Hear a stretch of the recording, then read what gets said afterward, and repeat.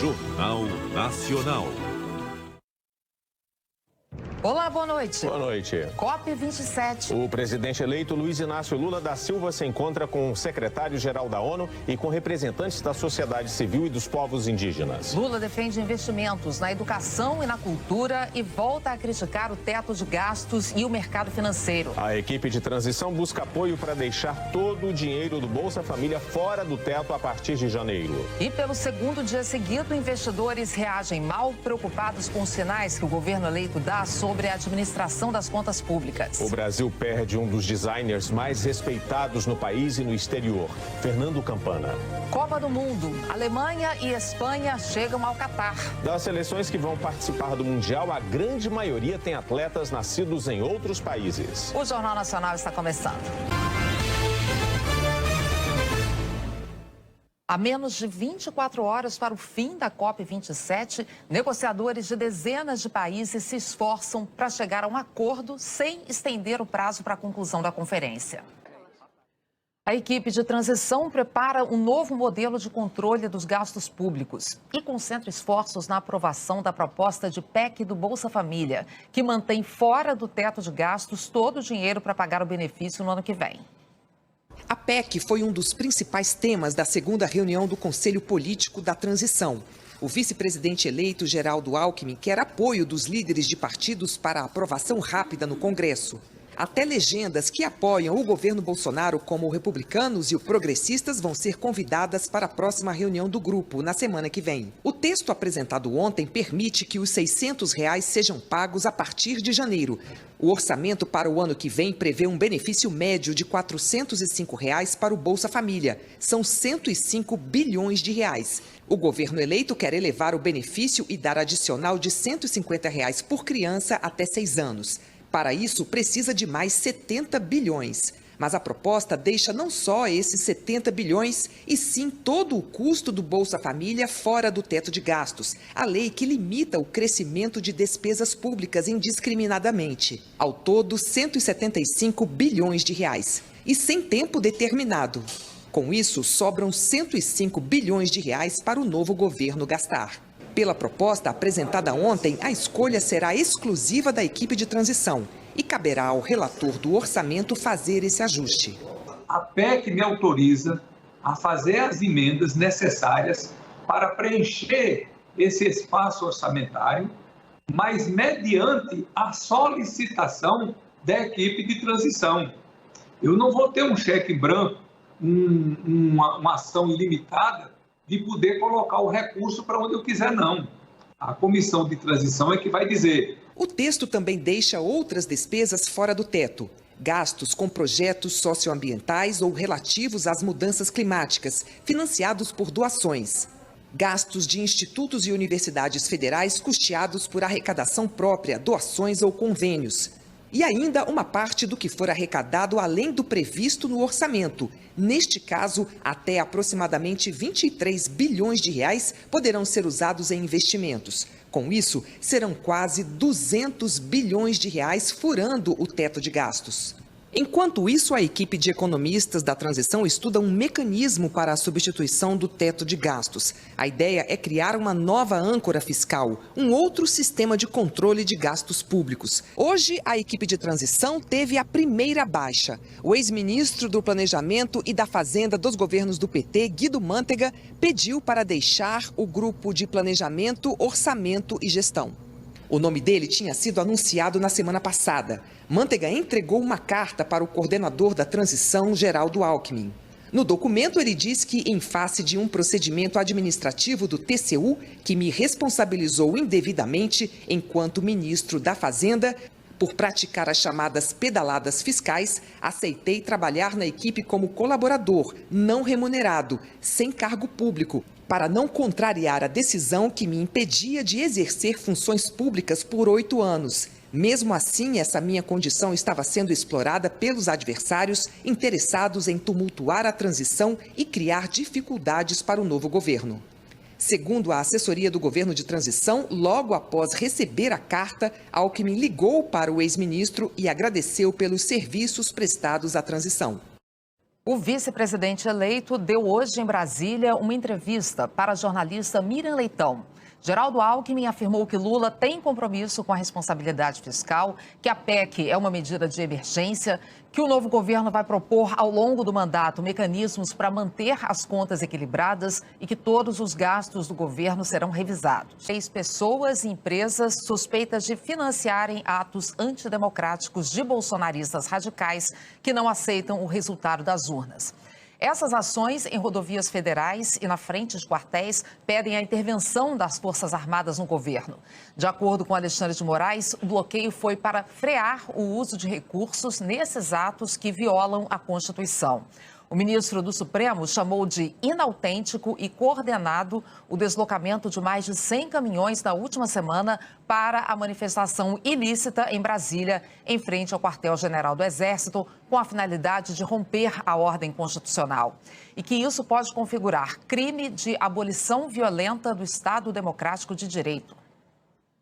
Na decisão do dia 12 de novembro, o ministro Alexandre de Moraes afirmou que, não obstante a referida providência, as informações prestadas pela Polícia Rodoviária Federal dão conta de que empresários estariam financiando os atos antidemocráticos sob análise, com fornecimento de estrutura completa, refeições, banheiros, barracas, etc., para a manutenção do abuso do direito de reunião, além do fornecimento de diversos caminhões para o reforço da manifestação criminosa. O ministro disse também que o potencial danoso das manifestações ilícitas fica absolutamente potencializado, considerada a condição financeira dos empresários apontados como envolvidos nos fatos, eis que possuem vultosas quantias de dinheiro enquanto pessoas naturais e comandam empresas de grande porte, que contam com milhares de empregados sujeitos às políticas de trabalho por elas implementadas.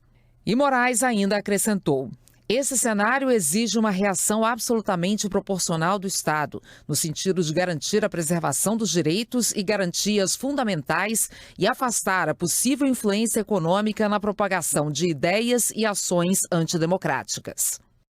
O ministro Alexandre de Moraes também determinou que a Polícia Federal colha o depoimento de todas as pessoas envolvidas.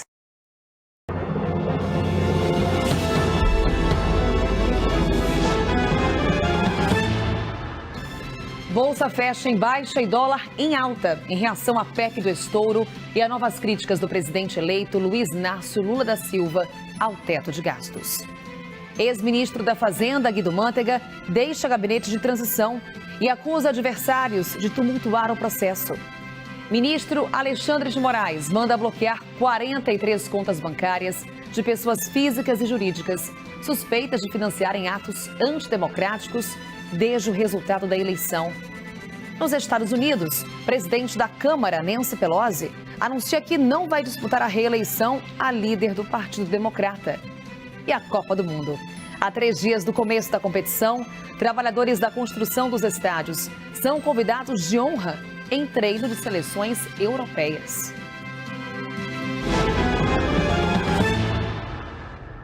Uma ótima noite para você. Este é o Jornal da CNN, ao vivo, na TV, no YouTube e no Prime Video. Começamos essa edição com uma nova crítica de Lula ao teto de gastos. O presidente eleito disse hoje que não adianta pensar só em responsabilidade fiscal.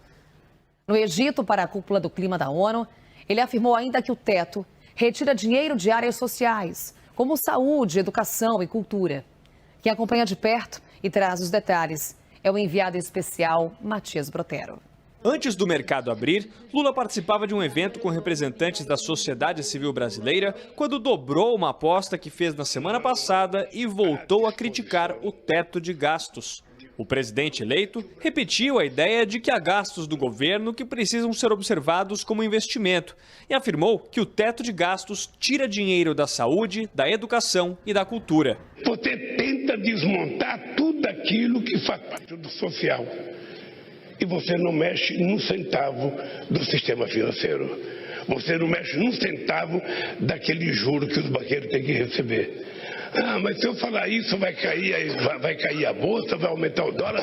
Paciência. As declarações de Lula, somadas à PEC da transição, agitaram o mercado. O texto preliminar prevê 175 bilhões de reais fora do teto e sem prazo definido.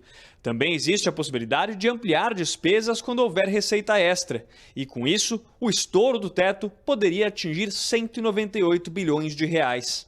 À tarde, Lula voltou a essa sala, onde se encontrou com lideranças indígenas de todos os cantos do mundo.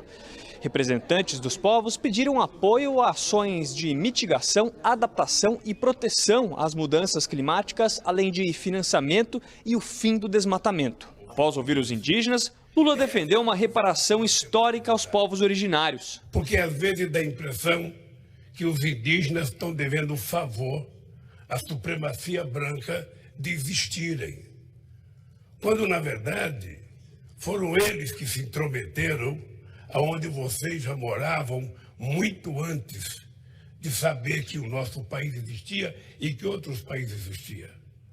Então nós temos a obrigação, eu digo obrigação moral, obrigação ética, obrigação política de fazer a reparação pelo que causaram aos povos indígenas, sobretudo no meu país. Nesta quinta-feira, o presidente eleito também encontrou com líderes internacionais. O petista esteve com ministros da Alemanha e da Noruega, os dois países que decidiram retomar as verbas do Fundo Amazônia, além também do secretário-geral da ONU, Antônio Guterres. Lula defende que o Brasil seja a sede da COP30 na Amazônia em 2025. A ideia recebeu aval do presidente francês Emmanuel Macron nesta quinta-feira. Nas redes sociais, o francês destacou que o Brasil está de volta com uma estratégia para a floresta. Bem, nesse dia, mais um de repercussão negativa no mercado, o ex-ministro Guido Mantega pediu para deixar a equipe de transição. Além disso, o Conselho Político se reuniu para planejar o diálogo com parlamentares. O ex-ministro da Fazenda, Guido Mantega, renunciou ao cargo na equipe de transição. Ele tinha sido nomeado para o grupo de orçamento e planejamento. Ele enviou uma carta aqui para a equipe de transição e na justificativa ele traz a condenação do Tribunal de Contas da União, que proíbe ele de assumir cargos de confiança como uma espécie de punição ali por pedaladas fiscais. Ele, aqui vale destacar, ele não assumiria um cargo remunerado, seria um cargo voluntário, mas ainda assim ele trouxe aí essa justificativa. Não foi só isso, Carol, teve uma reação forte do mercado quando o nome dele veio a público e ainda aqueles partidos de centro que apoiaram a candidatura de Lula também reagiram quando o nome dele veio a público. Agora a Brasília, o ministro do Supremo Tribunal Federal, Alexandre de Moraes, determinou o bloqueio de 43 contas bancárias de suspeitos de financiarem atos antidemocráticos. Nolan Robertos vai trazer agora as informações para a gente. Nolan, uma boa noite para você. Atos antidemocráticos recentes, aqueles que interditaram rodovias. Exatamente, Carol. Uma excelente noite para você. Boa noite a todos que acompanham o Jornal da CNN. Essas 43 contas bancárias bloqueadas são de pessoas físicas e também de empresas. Carol, para o ministro, o direito à greve e o direito de reuniões públicas, esse direito é relativo, principalmente quando interfere na liberdade das outras pessoas, das demais pessoas. Para Moraes, a vinda, por exemplo, de caminhões até Brasília pode ser configurado como crime de abolição violenta do Estado Democrático de Direito.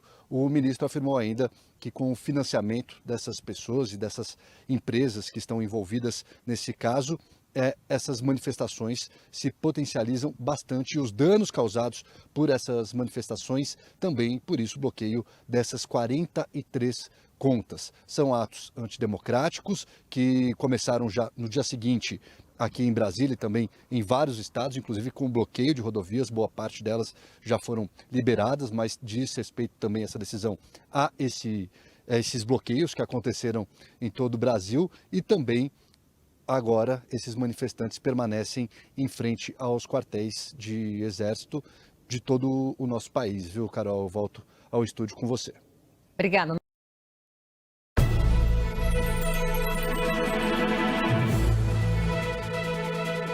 Quinta-feira, 17 de novembro, o Jornal da Cultura está no ar com os seguintes destaques. Ex-ministro da Fazenda, Guido Mantega, pede para sair da equipe de transição e acusa adversários de usar o nome dele para tumultuar a troca de governo. Gastos do governo Bolsonaro acima do teto fiscal chegam a quase 800 bilhões de reais, segundo estudo divulgado pela BBC Brasil. No Egito, Lula voltou a criticar a lei de gastos do governo. Quando você coloca uma coisa chamada teto de gasto, tudo que acontece é você tirar dinheiro da saúde, tirar dinheiro da educação, tirar dinheiro da ciência e tecnologia, tirar dinheiro da cultura, ou seja, você tenta desmontar tudo aquilo que faz parte do social. Ministro Alexandre de Moraes determina bloqueio de contas bancárias de 43 pessoas e empresas suspeitas de financiar os atos antidemocráticos após as eleições. Centrais sindicais se reúnem e sugerem mudanças na reforma trabalhista que completa 5 anos hoje. Na COP27, o secretário-geral das Nações Unidas, Antônio Guterres, pede um acordo ambicioso e plausível para financiar os prejuízos do aquecimento global. Rússia retoma bombardeios contra grandes cidades ucranianas. População civil sofre com falta de gás e luz em baixas temperaturas. Olá, boa noite. Estão comigo esta noite a jornalista Patrícia Campos Melo, repórter da Folha de São Paulo e pesquisadora da Universidade de Colômbia, e o economista e ex-diretor do Banco Central, Alexandre Schwartzman. E você pode fazer comentários pelo Twitter na hashtag Jornal da Cultura. Boa noite, Patrícia. Boa noite, Karen. Bem-vinda. Boa noite, Alexandre. Boa noite, Karen. Boa noite, Patrícia. Guido Mantega deixa o governo de transição. O economista entregou hoje uma carta de renúncia que foi aceita pelo coordenador-geral. Geraldo Alckmin lamentou a saída. O ex-ministro da Fazenda pertencia ao núcleo temático de planejamento, orçamento e gestão. Mantega entregou uma carta ao vice-presidente Geraldo Alckmin, coordenador-geral do grupo. No texto, diz que ele tem sido usado por adversários para tumultuar e criar dificuldades para o novo governo. O TCU proíbe que Mantega exerça cargo remunerado na administração pública federal por conta de seu envolvimento no caso das pedaladas fiscais, que afastaram a ex-presidente Dilma do poder. No entanto, sua participação na transição seria de forma voluntária, sem receber pagamento. Por enquanto, apenas 14 dos 285 indicados para a equipe recebem salários. O limite é de 50 remunerados. De acordo com reportagem do UOL, com base em dados do portal da Transparência, os pagamentos dos 14 indicados variam de R$ 10.300 a R$ 17.300. Vale destacar que ainda faltam as indicações de 36 nomes, que receberão pagamento até 31 de dezembro. Ainda de acordo com o portal, foram reservados R$ 3.200.000 para despesas da transição. A maior parte do dinheiro deve ser usada para salários e vantagens fixas. Quase R$ 470 mil estão reservados para despesas correntes em geral, não categorizadas. R$ 330 mil para passagens aéreas e despesas com locomoção. 50 mil para diárias de colaboradores, o mesmo valor para outros serviços prestados por pessoas físicas. E a equipe de transição quer pressa no Congresso Nacional para aprovar o pagamento dos valores do programa de transferência de renda, que deve voltar a se chamar Bolsa Família, fora do teto de gastos. A licença para gastar não é uma novidade na gestão federal. Um novo levantamento mostra que o governo Bolsonaro furou o teto durante 4 anos. No total, o estouro somou quase 800 bilhões de reais, segundo reportagem da BBC News Brasil, baseada num cálculo feito por um pesquisador da Fundação Getúlio Vargas. Já no primeiro ano de mandato, o governo de Jair Bolsonaro excedeu o teto de gastos em 53 bilhões de reais. Em 2020, com a pandemia e a necessidade de custear o auxílio emergencial, o estouro passou de R$500 bilhão. Em 2021, o valor foi de 117 bi, semelhante ao deste ano. Ontem, o governo de transição apresentou uma proposta para o orçamento do ano que vem. O texto retira da regra do teto de gastos o pagamento do Auxílio Brasil, que deve voltar a se chamar Bolsa Família. Também permite usar parte das receitas extraordinárias como investimento, assim como as eventuais doações, fora da regra do teto. A equipe de transição nos trouxe uma proposta, uma sugestão de PEC. Mas eu quero que todos tenham a compreensão de que essa PEC será proposta pelo Senado. E como já está acertado, eu serei o primeiro a assinar, o primeiro signatário, que é o que dá a autoria da PEC. Depois, em seguida, nós vamos coletar as outras para chegar no mínimo 27 assinaturas para poder tramitar. Nós queremos aprovar essa PEC antes de findar o mês de novembro.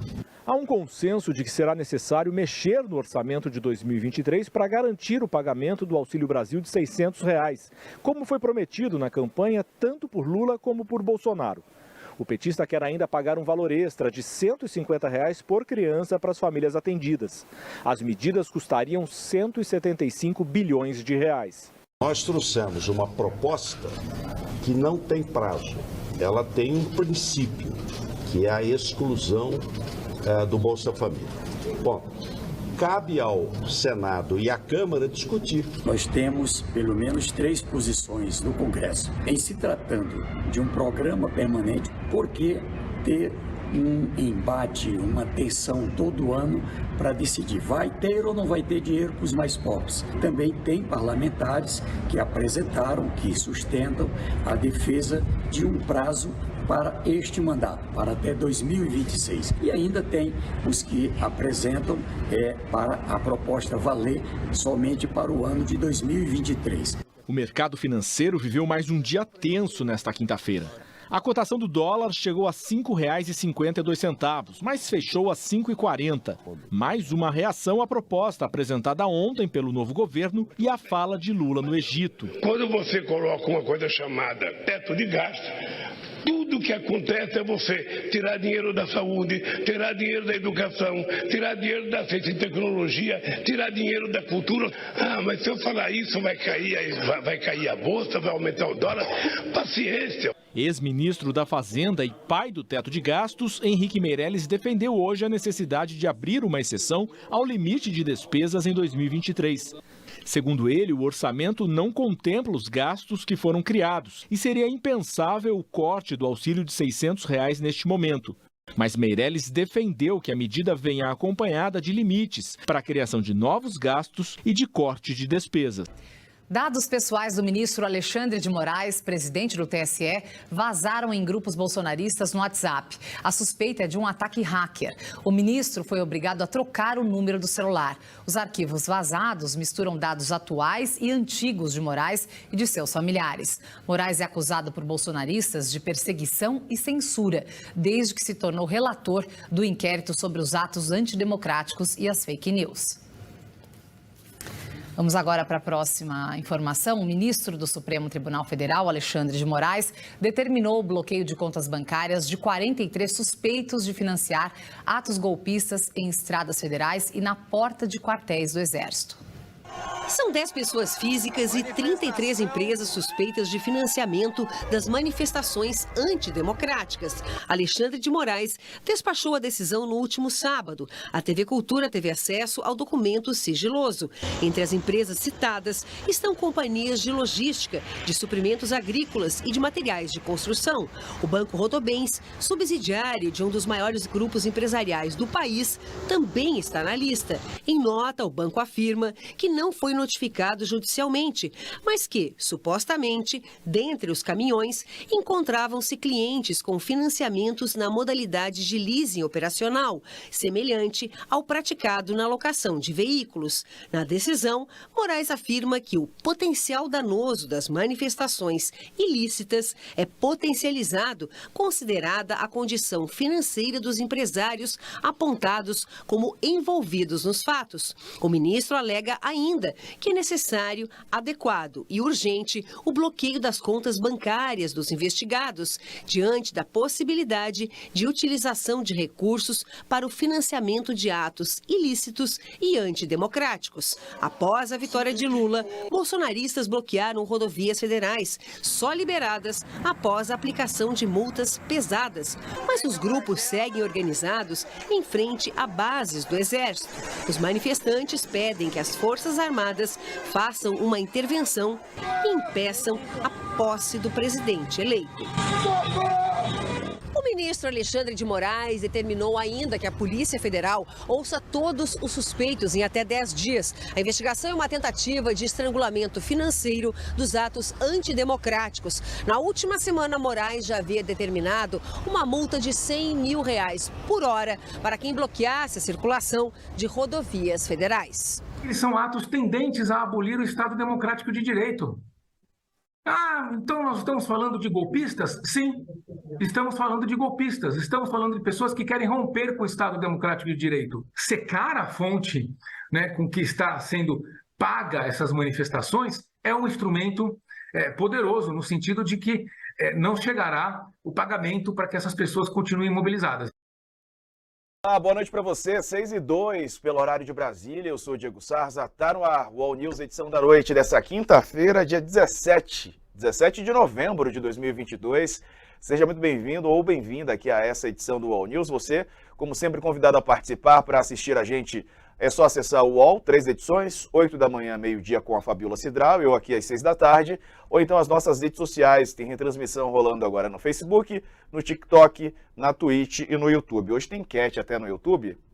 A pergunta é essa: você acha que a PEC da transição vai ser aprovada no Congresso? Por enquanto a maioria acredita que sim. Vote, já eu trago o resultado dessa votação. Bom, eu começo o programa com uma apuração da Mônica Bergamo, que está em destaque agora no nosso site. Vamos dar uma olhada aqui juntos?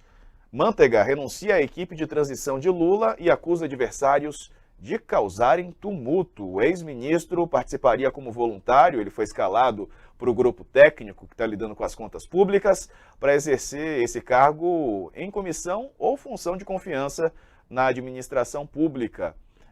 Ele diz que está inabilitado por isso, né? O ex-ministro Guido Mantega comunicou então hoje a renúncia à equipe de transição do presidente Lula.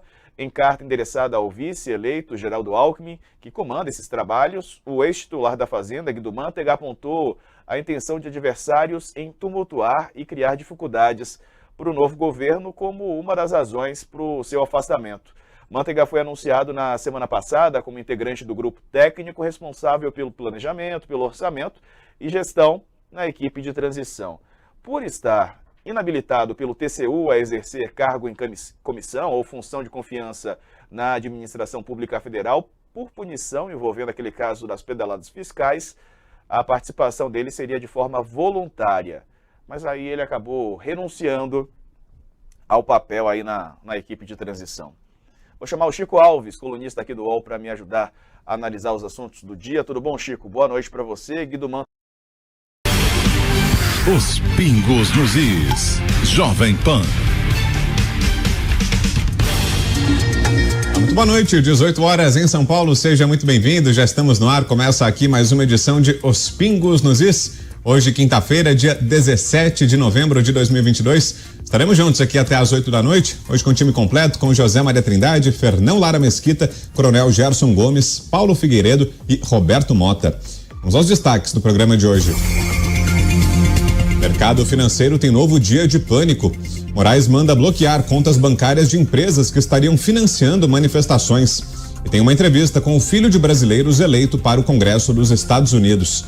Isso e muito mais, agora para você, aqui em Os Pingos nos Is. Opinião. Hora de colocar os pingos nos is. O Ibovespa, principal índice da Bolsa de Valores brasileira, teve dia de forte oscilação e o dólar disparou na abertura do mercado nesta quinta-feira. Os investidores reagiram a um discurso feito pelo presidente eleito Luiz Inácio Lula da Silva, criticando o teto de gastos e ao anúncio da minuta da proposta de emenda à Constituição apresentada ao Congresso e chamada por alguns de PEC da gastança.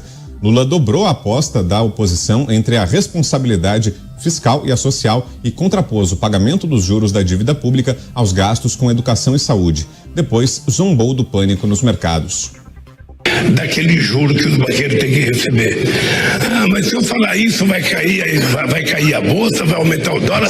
Paciência, porque o dólar não aumenta e a bolsa não cai por conta das pessoas sérias, mas é por conta dos especuladores que vivem especulando todo santo dia. Eu disse, nós temos que cumprir meta de inflação, sim, mas nós temos que ter meta de crescimento.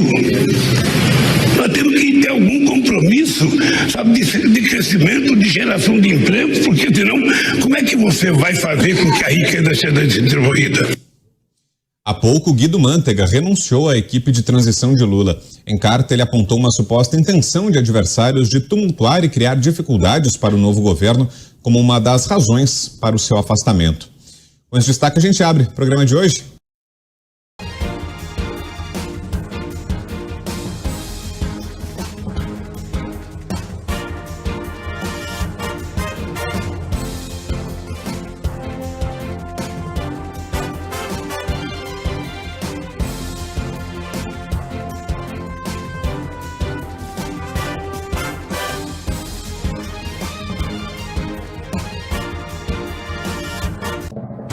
Começa a andar no Congresso a proposta para tirar o auxílio de R$ 600 da lei que limita gastos do orçamento.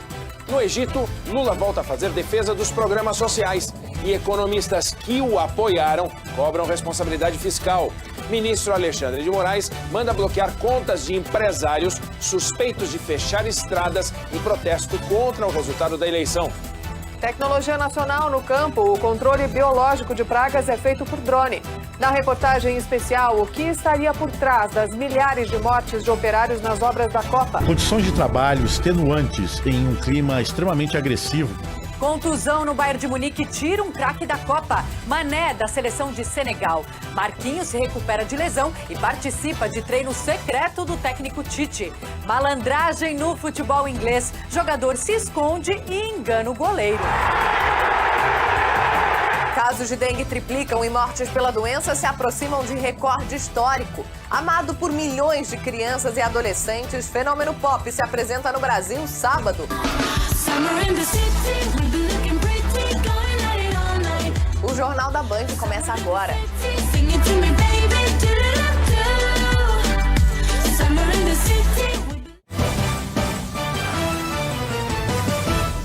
Boa noite.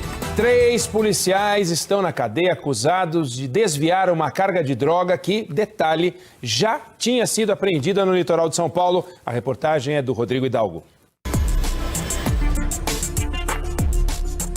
Os presos foram levados para a delegacia da Polícia Federal de Santos, no litoral paulista. Entre eles, 13 investigadores da Polícia Civil. Foram esses policiais responsáveis pela apreensão de 26 quilos de cocaína na cidade de Cubatão no mês de abril. Só que, segundo a investigação, tinha bem mais que isso. O dono da cocaína era o traficante Vinícius Soares da Costa, o Evoque. O advogado João Manuel Armoa Júnior disse ao traficante como iria cobrar os policiais envolvidos no sumiço da maior parte do entorpecente. A partir desse momento que vocês preferiram roubar 90% da carga, vocês estão virando ladrão, com a de vocês, já sabendo que ele vai lá dentro também, para não reclamar depois. A investigação apontou que os policiais guardaram a cocaína em um depósito e renegociaram parte da droga apreendida, cerca de 400 quilos, com o advogado Armoa Júnior, por 5 milhões de reais.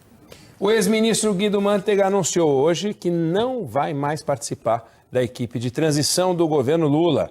A participação de Mantega na equipe era informal porque ele está inabilitado pelo Tribunal de Contas da União para exercer cargo em comissão ou função de confiança na administração pública federal.